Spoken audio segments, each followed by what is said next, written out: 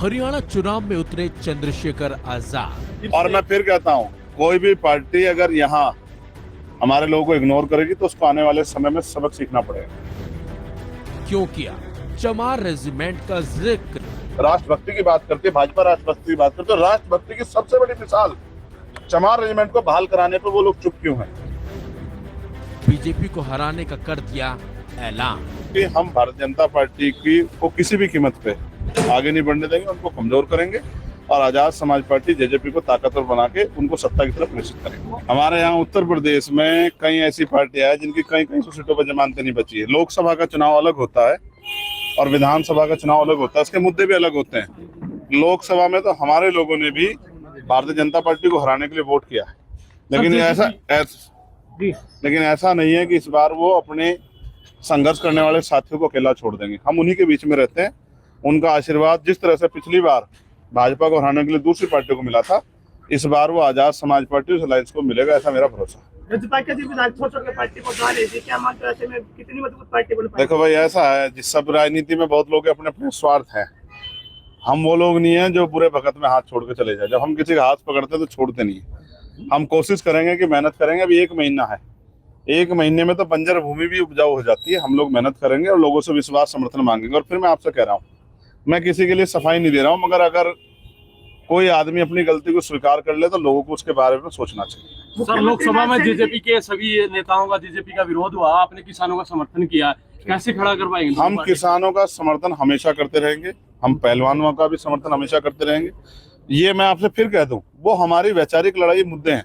हम अपने मुद्दों से किसी बात पर समझौता नहीं करते। ये चुनाव है, हम लोगों ने मिलकर तय किया है कि हमें इतनी शक्ति बनानी है कि सत्ता की चाबी हमारे हाथ में रहनी चाहिए। और मैं आपको विश्वास दिला कहता हूं, मैं गारंटी देता हूं कि हम भारतीय जनता पार्टी को किसी भी कीमत पे आगे नहीं बढ़ने देंगे, उनको कमजोर करेंगे और आजाद समाज पार्टी जेजेपी को ताकतवर बना के उनको सत्ता की तरफ प्रेषित करेंगे।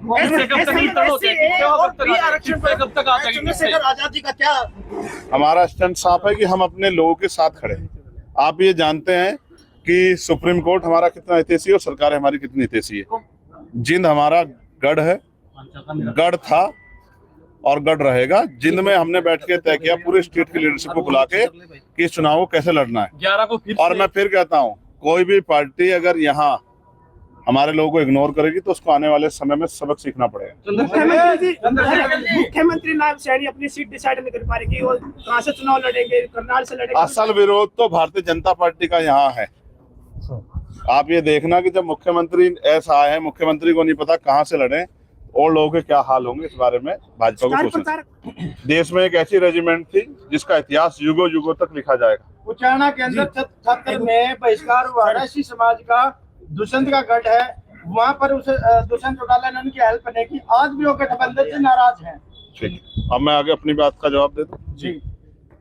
तो एक ऐसी रेजिमेंट थी जिसने देश के लिए बलिदान दिया, जिसकी मांग मैंने पार्लियामेंट में भी उठाई, चमार रेजिमेंट। जब मैंने इस रेजिमेंट का नाम लिया तो देश के बहुत सारे लोगों को लगा होगा कि ये चंद्रशेखर किस रेजिमेंट की बात कर रहे हैं, लेकिन हिस्ट्री लोगों को पढ़नी चाहिए।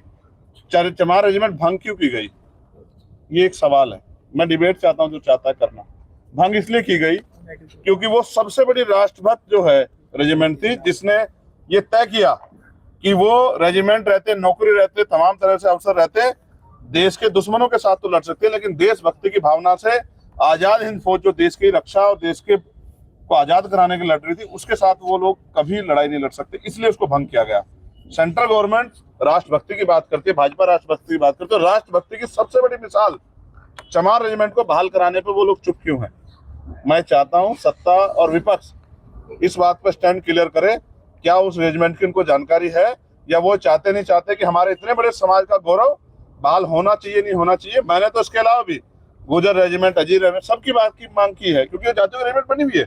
मेहतर रेजिमेंट में बने, सब लोग सब रेजिमेंट बने, लेकिन मेरी ये मांग है कि जो पुरानी रेजिमेंट जिसको अंग्रेजों ने, सरकार कहती है कि अंग्रेजों के बनाए कानून हटा देंगे, तो अंग्रेजों ने जिस रेजिमेंट को भंग किया है, जिस रेजिमेंट को खत्म किया है, उस रेजिमेंट को बहाल करने में सरकार को परेशानी क्या है सेंटर की। मैं मुख्य प्रधानमंत्री से मांग करता हूं, अगर उन्होंने नहीं पढ़ी तो हिस्ट्री पढ़े।